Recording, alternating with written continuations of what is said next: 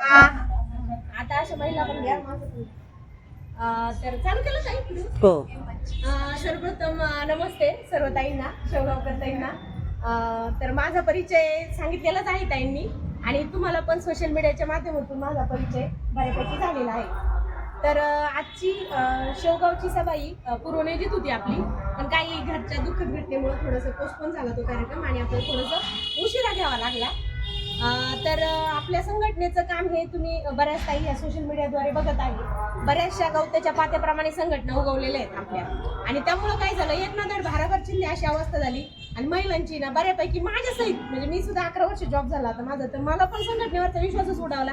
कारण 30-40 वर्ष झाली परिस्थिती काय बदलत नाही आहे, तीच परिस्थिती तुम्ही बघताय. म्हणजे तुम्हाला असं वाटत असलं आता की संघटनेने हे मिळवलं, संघटनेने उन्हाळ्याची सुट्टी तरी मिळवली 15 दिवसाची, किंवा संघटनेने 12-13 हजार मानधन केलं.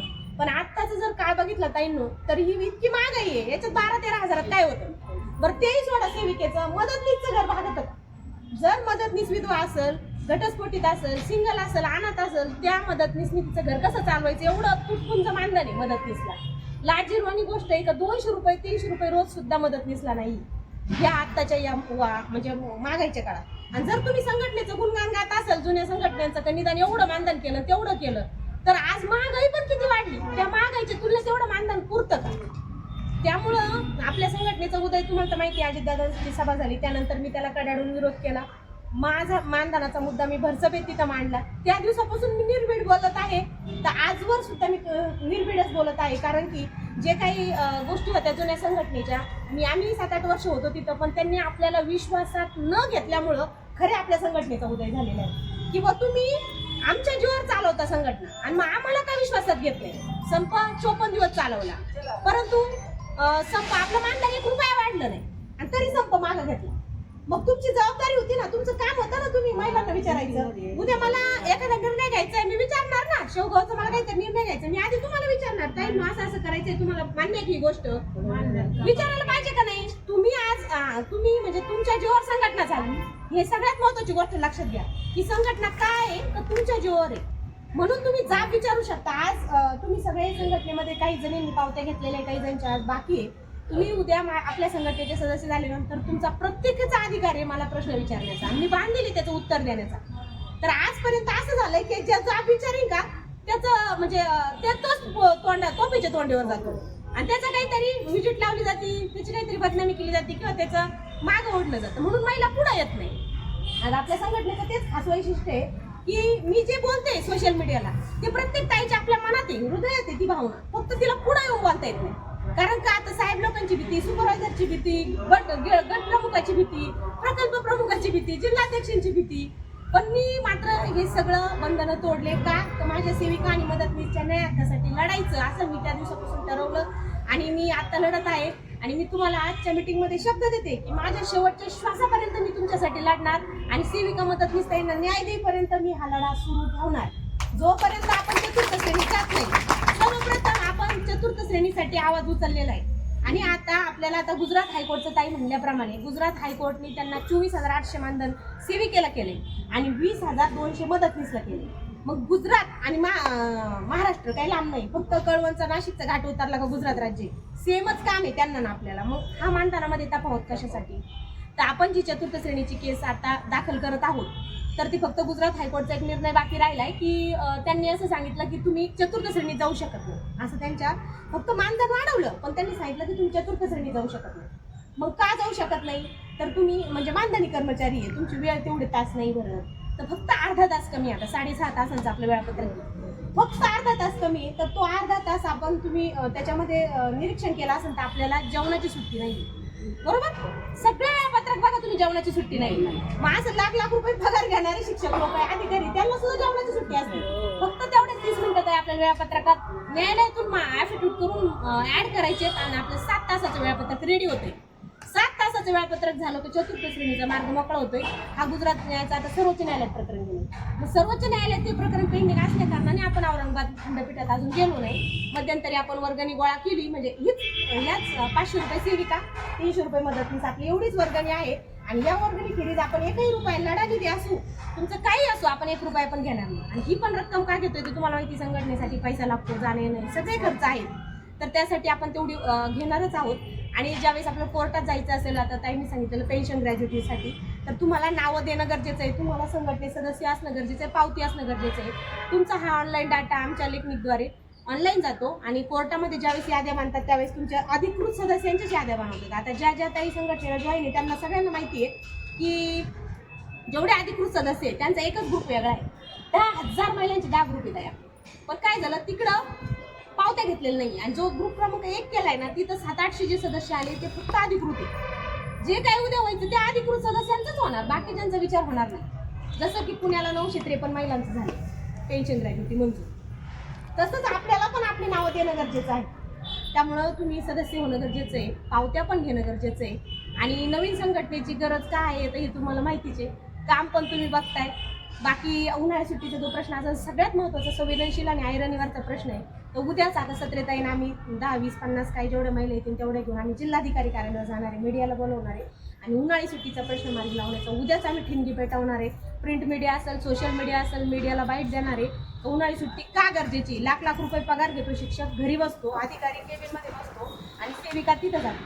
काल एक बातमी आलेली ग्रुपला, ते 9 महिन्याचं बाळ घरी असं झोळीमध्ये असतं मृत झालं.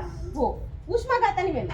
तेच बाळ जर अंगणवाडीत असतं तर आता पुढे मे महिन्यामध्ये जर 2-3 वर्षाच्या बाळाला उष्माघाताने झालं किंवा दुसऱ्या काही कारणाने अंगणवाडीत झालं तर त्याला जबाबदार कोण?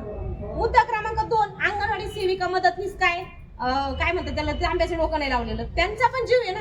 उद्या आपल्या भगिनीला काय झालं तर काय, त्याची जबाबदारी कोण घेणार आहे?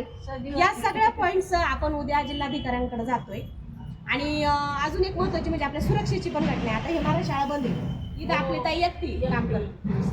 आता जर आपल्या ताई सोबत ती गेली, तिची लेकरं बाळ उन्हात पडले, सरकारला त्याच्याशी काही घेणं, मग आपल्यालाच आपलं घेणं देणं आहे. म्हणून आपण आपल्यासाठी आवाज उठवायचा.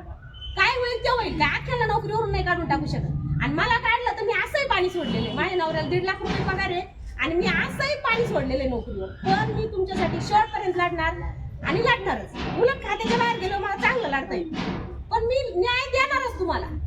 एवढा शब्द मी तुम्हाला देते आणि शेवटपर्यंत लढणार. आता हा उन्हाळी सुट्टीचा प्रश्न आहे. 40 वर्षापासून मला असं वाटत होतं की या जुन्या संघटना यांनी कोट्यवधी निधी गोळा केलेला आहे. तुमच्या जीवावर यांनी बंगले, गाड्या, फ्लॅट घेतलेले आहे मुंबई सारख्या ठिकाणी, आणि तुम्ही तुमची पोरं मराठी शाळेत शिकवताय. म्हणजे परिस्थिती कोणाची बदलली? त्यांची. आणि ती कोणाच्या जीवावर बदलली? तुमच्या जीवावर बदलली. हे मी तुम्हाला सांगायचंय. आज मी तळमळीने हेच सांगते की तुमच्या जीवावर ते सुधारले पण तुम्ही नाही सुधारले. त्यांचे पोरं अमेरिकेत आहे, तुमचे मराठी शाळेत आहे. एवढंच तुम्ही फरक ध्यानात घ्या. आणि अजूनही तुम्हाला त्याच मार्गाने जायचं असेल तरी मार्ग मोकळा आहे माझा, तो पण विरोध नाही. माझ्यासोबत छत्रपती शिवाजी महाराज जसे 4 नावळे घेऊन स्वराज्य स्थापन केलं, तसं मी तुमच्यासारखे आता शेवगावमध्ये 500 महिला असतील. 500 पैकी माझ्याकडे 50च. पुढच्या वर्षी नक्कीच 500 असतील, हा मला विश्वास आहे. आणि ह्या 50 महिला घेऊनच मी स्वराज्य स्थापन करणार आहे. मला 500ची गरजही नाही. 1000 असल्यापेक्षा आहे ना, आता 10,000 महिला आहे ग्रुपला, पण 800 सदस्य आहेत. पण 10,000ची गरजच नाही ना. 800 निष्ठावंत मावळे असलेले झालं.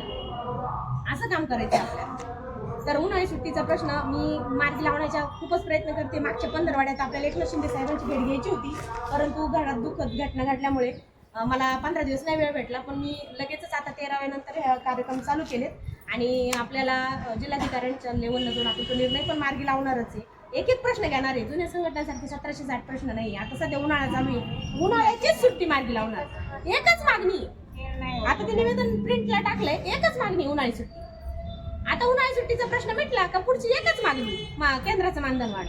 एकच मागणी येऊन चालणार आणि एकच पूर्ण तस लावणार. आणि जुन्या संघटनेचे चमचे काय म्हणतात, कुठं झाली उन्हाळी सुट्टी, कुठं झाली केंद्राची मानधन वाढ, कुठं? अरे मग तुम्ही 40 वर्ष काय केलं? आम्ही एकाच वर्षात आलोय आणि आम्ही एक मुद्दा आमचा व्यवस्थित मार्गी लावतोय. आणि आपण आता भुकणाऱ्याला भुकूनच देणार आहे. आपण फक्त आपलं काम करणार आहे. ठीक आहे, आपल्यासोबत थोडीशी गर्दी कमी आहे पण फरक नाही पडत. आपल्यामध्ये काम करण्याची भावना आहे, प्रामाणिकपणाने जिद्द आहे, तीच आपला खरा दागिना आहे ना. माझे ज्या महिलांनी मला नवीन असून सुद्धा भरपूर ताईंनी आपल्या सापडगावच्या ताई असतील, दहीगावच्या काही ताई आपल्याकडे सदस्य पण झालेले आहेत. म्हणजे न बघता सुद्धा ताई आपल्याकडे सदस्य झाल्या. तोच माझ्या त्यांचा विश्वास, हीच माझी पावती कामाची. तर मग अशा प्रकारे तुम्हाला इथून पुढेही काही शंका असतील तर तुम्ही लाईव्हला विचारू शकता. कधी पण निम्यारात्रीला नंबर आहे आपल्या युनियनच्या सदस्य जॉईन व्हा व्हॉट्सअप ग्रुपला. आणि कुठलीही शंका असेल तर तुमच्यासाठी 24 तास हजर आहे. काही शंका असेल तरी विचारू शकता. धन्यवाद. मी जे काही करीन ना तर ते सगळ्या माझ्या सगळ्या सेविकाला ते मंजूर असतं. आता थोडस काय झालंय त्या नवीन मदतीस भरल्यात बरं का, खरी गोष्ट आपल्याच भगिनी आहेत बरं का सगळ्या. पण काय झालं त्या थोड्याशा ग्रॅज्युएशन वाल्या आहेत आणि ते ग्रॅज्युएशन त्यांना काय वाटतं हे फिनेन काय काय नाही काय काय. आणि त्यांचा एक मोठा गैरसमज आहे की त्यांचं झालं तसं आपलं आपाप होईल. आणि काही त्यांच्या नवीन पोरींचा काय उद्देश आहे का बा त्यांचं होत आहे ना व शासन वाढीत आहे ना आणि त्यांचं झालं का आपलं बी त्यांच्या बरोबर होत आहे. हे एक लय मोठा गैरसमज आहे. पण त्यांचा गैरसमज मला तरी असं वाटत होते त्या मदतनीस सुद्धा यावा आणि त्यांचा गैरसमज काढावा. पण आता सगळ्या काय हजर नाही. आणि आमच्या गटाच्या वतीने जर सांगायचं म्हणलं ना आमच्याकडे शक्यतो तक्रार नसतीच बरं का. आता मध्यंतरी झालंय बरं का सेविका सांगितलं भीमा करता येईल. पण साहेबांनी पण ते मागच्या आठवड्यात ना जर थोडासा अन्याय केलाय त्या मदतीस. म्हणजे मला लय त्रास झाला त्या गोष्टीचा.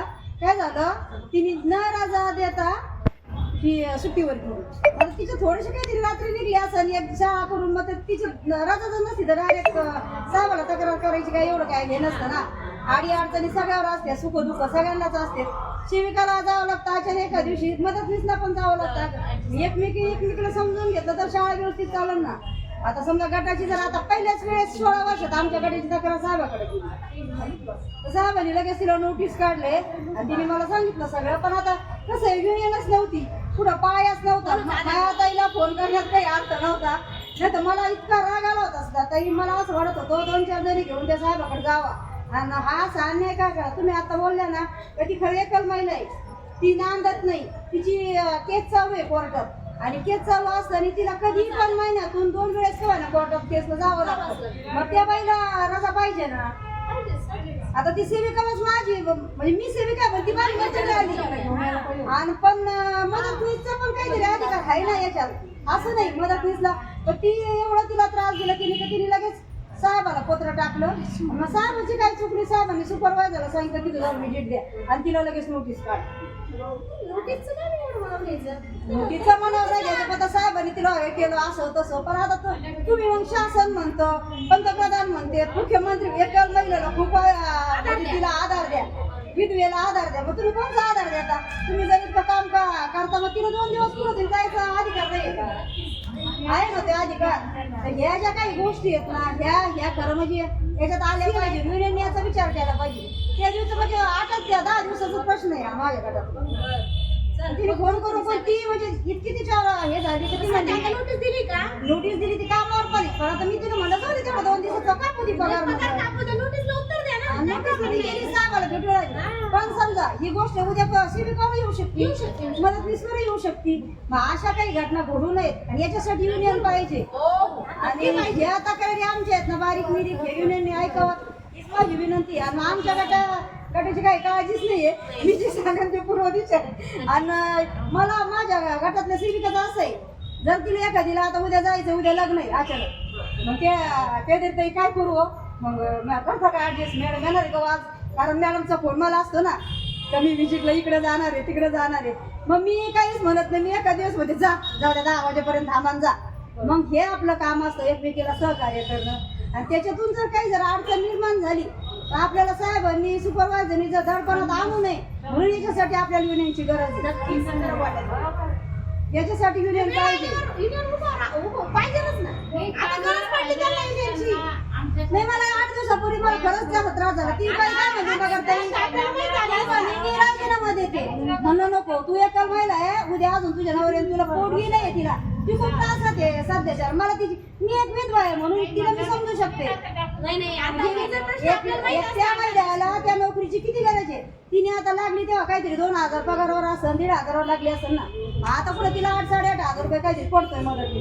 मग आता समजा आता तिने जर रागा म्हणा किंवा मनस्ताप म्हणा मग ती बी काय सहजी राजीनामा देणार नाही. ती त्या सुपरवायझरला त्रास देणार, त्या सेविकाला त्रास देणार, त्रास पूर्ण गटाला होणार, गटाचा साथ प्रकल्पाला होणार, साहेबाला होणार. मग बघा अशी चर्चाच लांबणार ना.